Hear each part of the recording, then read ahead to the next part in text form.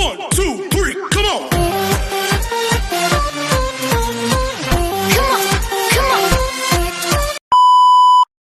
Hello beautiful people! Welcome back to my channel. This is your Mama Sam. Hello mga amigo, amiga, kumare at kumpare. Kamusta kayong lahat? Sana lahat po kayo ay okay at safe ngayong araw na ito. At syempre, kung ako naman ang tatanungin nyo, nakikita naman ninyo ang beauty ng Mama Sam ninyo, fresh overload pa rin, di ba? Ganyan talaga kapag umiinom ka ng maraming vitamin C plus kumakain ka ng maraming banana. Dahil sa banana, mas nakakaloka ang ganda ng Mama Sam ninyo. Charot! So, kamusta naman kayong lahat? Sana lahat kayo ay okay na okay ngayong araw ng Saturday. So, happy Saturday sa atin lahat ng bonggang-bongga. At ito nga, malapit na tayo sa exciting moment ng Miss Universe Philippines dahil ilang oras na lang malalaman na natin kung sino nga ba ang tunay na reyna. So, are you excited, guys?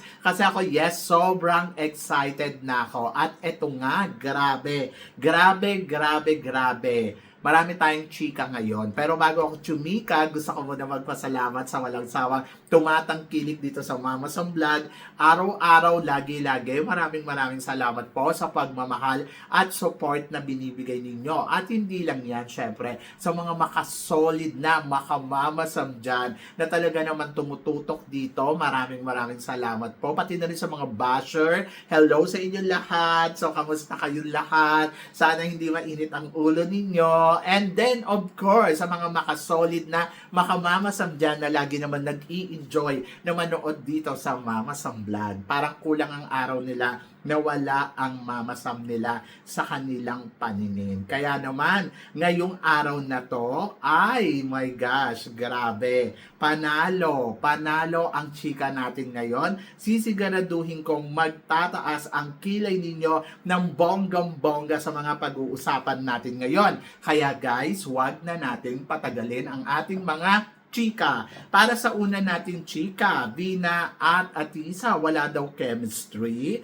So, ayun. So, nandito nga sa Pilipinas si Vina para umattend sa kanyang, ano tawag dito, sa kanyang kaibigan na si Maria Atisa Manalo para sa farewell walk. Yung coronation night ng Miss Universe Philippines. And then, ayun. So, nakita naman natin ang bonding together ang dalawa. At ayun nga, wala daw chemistry. Hindi daw katulad ng, ng Gatchabel at saka ng Emma Tiglao. Anong masasabi mo dito, Mama Sam? Well, ang masasabi ko dyan ay, siguro naman ay true friends yung nararamdaman nila sa isa't isa bilang magka-batch dito sa Miss Universe dahil alam mo yon sa pagkakataon na to, at least nabigyan sila ng pagkakataon na makapag-usap, makapag-bonding together bago matapos ang reigning ni Maria Atisa Manalo. So, naalala ko, tinanong sa akin yun ni Vina kung kailan.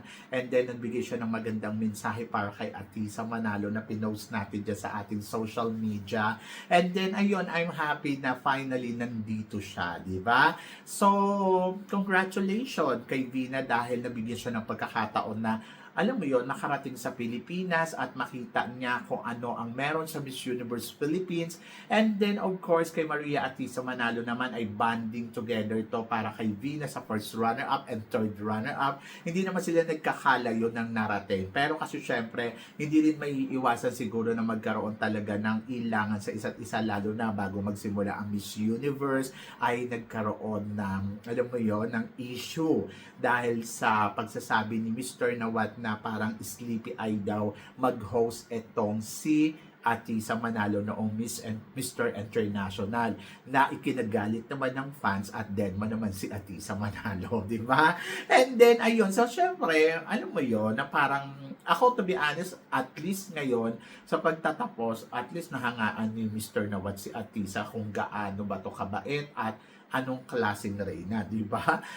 At ayun, so at least may natutunan ang lahat sa mga actions, di ba? And then for sure, tinatry ni Atisa at saka ni Vina na magkaroon ng chemistry sa isa't isa. Hindi naman kailangan kasi maging super duper close. Alam mo yon, yung parang malaman mo lang na truly friend mo to, it's enough na. At least baka next time, di ba, hindi na rin naman to bago ang pagsasama ng Miss Universe Philippines. Like example, Atisa and Vina, Michelle D and Antonia, Emma and ano ba to? Sino ba to? Si Emma at saka si tawag dito, si Gatchabel, di ba? So, at least, nabibigyan ng pagkakataon yung mga queens natin ng mag together. So, wag natin ipilit yung chemistry. Hayaan natin na mabuo nila ang friendship nila ng bonggang-bongga. Di ba? So, yon, Jabal Dan, Atisa Manalo, at syempre, Vina, congratulations sa pagpunta mo sa Pilipinas. At para naman sa sumunod natin, chika, corona ng Miss Universe. The new Miss Universe Puerto Rico crown. Papalitan na ang corona. Hindi ko alam. Hindi ko alam kung Miss Universe Puerto Rico to or para sa Miss Universe. Kung para sa Miss Universe to, maganda. Pero kung para sa eto na ba yung ibibigay doon sa bagong Puerto Rico. So hindi natin alam. Pero kung ito ang bagong corona ng Miss Puerto Rico, o baka ito ay para sa Miss Puerto Rico, ay maganda, sobrang ganda. Pero parang ginaya din yung style doon sa corona ng Miss Universe. Pero kung papalitan na yung Miss Universe crown at ito yung ipapalit, maganda din. But tignan natin, malalaman natin, basta sinabi, the new Miss Universe crown sa Puerto Rico or the new Miss Universe Puerto Rico crown. So, yan. Ako pagkakaintindi ko para sa Puerto Rico to. Anyway, maganda yung corona. Kung papalitan man ang corona ng Miss Universe ay maganda yung ipapalit. Pero, ayun. So, let's see kung para saan nga ba to in the future. Nakakaloka.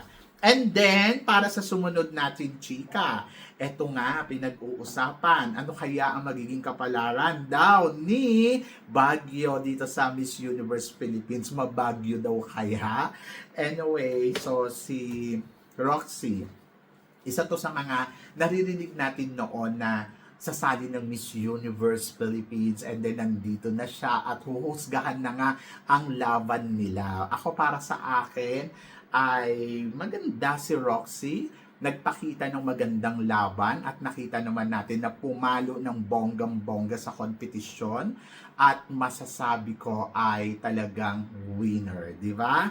So winner na winner ang ipinakita ni Roxy and then naniniwala ako na si Roxy kaya niyang maka second cut at kung suswertehin, pwede din maging third cut. So wish all the best para kay Roxy.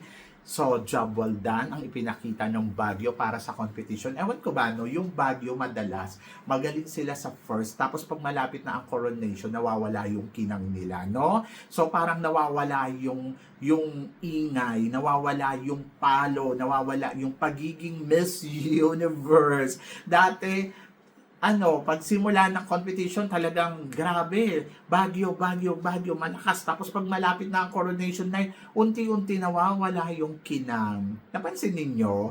Ako ganun yung napansin ko. From the first until last. Ngayon, na pinadala nila. Kapag yung simula ng competition, nakakatakot si Baguio. Like example, Tara Valencia, di ba? So, nakakatakot. Tapos pagdating sa dulo na wala na yung pagiging Miss Universe Philippines. Hindi na siya bet manalo. Ganon. Nakakaloka. But wish all the best, syempre, para sa mga candidates and wish all the best, syempre, para kay Baguio.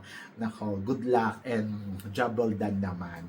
And then, of course, para sa sumunod natin, chika, ano naman ang masasabi mo sa format ng Miss Universe Philippines ngayon na top 30, after top 30, top 15, and then after 15, 7 finalists, lucky 7. At dito i-announce ang isang winner. Well, medyo hindi traditional na tulad ng napapanood natin dati. Pero syempre, mas gusto ko pa rin yung mayroong last two standing, magkahawak yung kamay, and then iikot, and then the winner is, eto kasi nakakakabay, parang bitin. Sana ginawa ay top 7, tapos naglaglag pa ng tatlo na lang, tapos merong first runner-up and second runner-up and winner. So, mas gusto ko pa rin yung may last two standing. Ito kasi parang para hindi lang maging maingay yung mga fans, parang, oy, lahat sila nakarating sa top 7. Ngayon tuloy, hindi mo tuloy malaman sino ba ang top 2, sino ba ang top 3. Wala nang ganun mga Mars. 7 girls. O, di ba? Okay naman for the new format, and accept naman natin. And last year ay nakita naman natin na ganun din yung ginawa nila. Wala naman nagreklamo, okay naman. Pero tulad nga na sinabi ko, kung ako ang tatanungin mo, mas gusto ko merong last two standing, and then ayun, top 3. So sa 7, sana kumuha pa sila ng 3 para makita ko sino talaga yung malakas. Makita ko sino talaga yung magaling. Sabi ng ganon, matira ang matibay. Di ba? So yun, nakakaloka. But job well done, Miss Universe Philippines, and good luck. And then malalaman natin mamaya kung gaano nga ba kabongga ang kanilang production number na ipapakita. At para naman sa sumunod na chika, papanawat panay ang focus kay Bea Milan Windorski. Gusto kaya neto isali si Bea sa Miss Grand Philippines? To be honest, ako ang naiisip ko dyan, kaya nandiyan si Mr. Nawat, pwedeng, alam mo, mag-merge yung Miss Universe and Miss Grand and Philippines together. And then, ayun. So, I hope na sana mangyari yan sa 2027. So, isa yun sa mga naiisip ko. And then, siguro, dahil bilang, ayan, nakita naman natin ang t-shirt ni Mr. Nawat ay Miss Universe. So, bilang isa sa mga Asia, kasi 'di ba si Mr. Nawat ang isa sa mga presidente sa Asia. Kaya ngayon kung mapapansin ninyo ay ang Miss Universe meron kasing presidente para sa Latin. So nandoon lang yung Miss Universe. Tapos may Asia. Ewan ko mamaya kung makakarating nga si China. Tapos, ayan, nandiyan si Mr. Nawat. Kaya siya nandiyan hindi para sa Miss Grand. Nandiyan siya para sa Miss Universe, di ba? And Miss Universe Philippines, in-invite nila ang Miss Universe, and then ang Miss Universe naman pinadala si Vina, and si Vina bilang first runner-up, and nandito. At, ayan, ginagampanan niya yung tungkulin niya bilang first runner-up sa Miss Universe, and then Mr. Nawat naman bilang presidente ng Asia. Di ba? So, yan. So, ganon. So, involved pa rin si Mr. Nawat sa Miss Universe. And then, I think is very happy kasi at least, di ba? So, ayun. So, hindi ko lang alam kung napipisil niya ang ganda na meron etong si Bea Milan Windorski kasi pinost pa niya sa kanyang story. Sa lahat ng kandidata, eto lang si Bea ang pinost niya. Let's see. Pero hindi naman ibig sabihin na pinost niya, yun na yung winner. So, malalaman natin yan mamaya. At para naman sa sumunod na chika, eto nga, pambato ng Cebu. Umarangkada kaya ng bonggang-bongga mamaya sa competition ng Miss Universe Philippines. Sino ba ang malakas at sino ba ang mahina sa kanilang dalawa? Ayoko sabihin na mayroong pinakamalakas, ayoko sabihin na pinakamahina. Pero meron silang pinapackage ang bawat isa. Si April Smith, in terms of performance, talaga nakikita natin na panalo ang execution. And then si Nicole Bormeo naman, in terms of beauty and communication skills. Naniniwala ako na ang gagawin ng Cebu ang lahat ng makakaya nila, at nakakatuwa kasi kahit sa April talagang nag-shine like a diamond star sa competition na to, at lahat talaga ginawa ni April at naging maingay ang pangalan niya, in fairness kay April. So job well done talaga siya para sa akin, at natuwa ako sa ipinakita niyang execution, sa ipinakita niyang laban dito sa Miss Universe Philippines. Talagang grabe, winner, di ba? So yun, so happy ako for Cebu, and then I think kaya nilang makatungtong parehas sa top 7 kasi parehas naman silang malakas. So, possible bang may maiwan? Pwede din ganun ang mangyari. Pwedeng maiwan si Cebu City at makaangat si Cebu Province, or pwedeng maiwan si Cebu Province at makaangat si Cebu City. So, sa kanya-kanyang game na lang yan. Pero ang isa lang ang pinaglalaban nila, ang Cebu. So kahit sino sa kanila ang makapasok, ang makarating sa dulo ng kompetisyon, ang ending pa rin neto ay panalo. Panalo ang tawag dito, ang Panalo pa rin sila. Oho. So, yun. So, ako, I wish na sana silang dalawa. Bakit kasi meron pang eto, dito. Mas maganda na silang dalawa ang umangat. Diba? So, yun. So, good luck and laban. And then, para naman sa sumunod na chika, eto nga, sinasabing ganon. Kung sakali daw manalo daw si Bea Milan-Windorski sa competition ng Miss Universe Philippines, possible daw ang mga kandidata na ipapadala natin ay half Filipina and half American. Anong chika mo dito? Yes, dahil syempre Katrina Johnson ay she is half American and half Filipina. Johnson is American, and then eto din si Asia Rose Simpson. O, di ba? Talaga yung mga apelyido nila. And then, yes, she's a Miss World.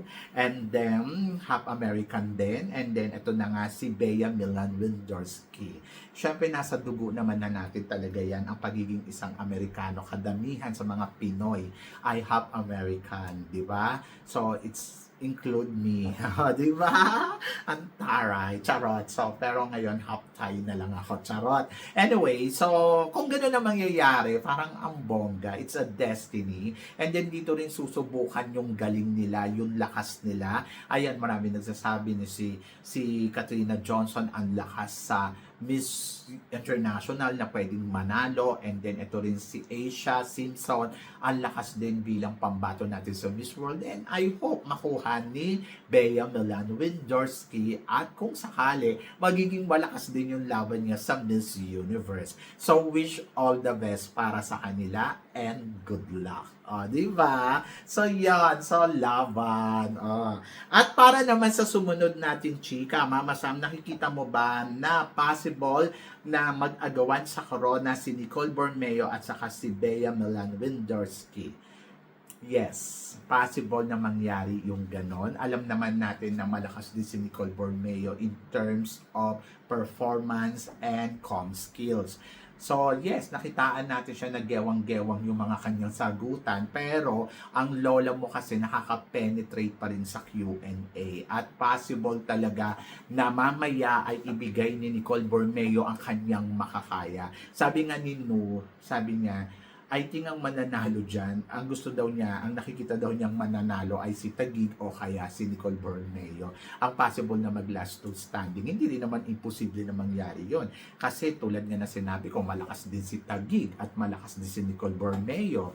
So, it's depend kung kaninong destiny na lang talaga ang corona ng Miss Universe Philippines. And I wish na sana talaga makapenetrate ng bonggang-bongga ang Nicole Borromeo, at let's see kung makukuha niya. So ngayon pa lang, syempre excited ako sa magiging resulta at magiging ganap dito sa Miss Universe Philippines, at naniniwala naman ako ang lahat ng kandidata ay ibibigay nila ang lahat ng kanilang makakaya, at naniniwala ako na malakas ang pambato ng Cebu City, Cebu Province, and let's see kung makukuha nga ba nila dito kay La Union ang corona ng Miss Universe Philippines, na isa sa mga nakikita na pwedeng mag-uwi ng corona ngayong taon na to, di ba? Kasi siya yung crown beat, di ba? So ako, para sa akin, si La Union ay ibigay niya na lang yung best niya mamaya, at let's see kung siya nga ba ang tatapos ng competition na to ngayong taon na to. Medyo nakakakaba kung iisipin mo, pero naniniwala naman ako na kayang-kaya yan nila Union. Sa totoo lang, hindi naman ako natatakot. Kasi parang feeling ko naman kahit sino sa kanila pwede. Ito yung taon na parang, kahit sino, sige, okay lang. Pero syempre, nandoon tayo na mas maganda kung sila Union nga ang mananalo Miss Universe Philippines. At lahat ng mga yan ay malalaman natin mamaya na. So, ito, mapapanood daw ninyo ang Miss Universe Philippines dyan sa Empire sa YouTube channel. And then, let's see I'm so excited. Pero ang tanong ko, excited ka na ba? Sino sa tingin mo ang mag-uuwi ng corona? So please comment below para at least malaman ko naman kung ano naman ang chika mo dito sa mga pinag-uusapan natin ngayon. So yon, so syempre, maraming salamat po sa inyong lahat sa love and support na binibigay ninyo syempre dito sa channel ko. Sa mga hindi pa nakaka-follow or nakaka-subscribe, please don't forget to click like and subscribe my channel.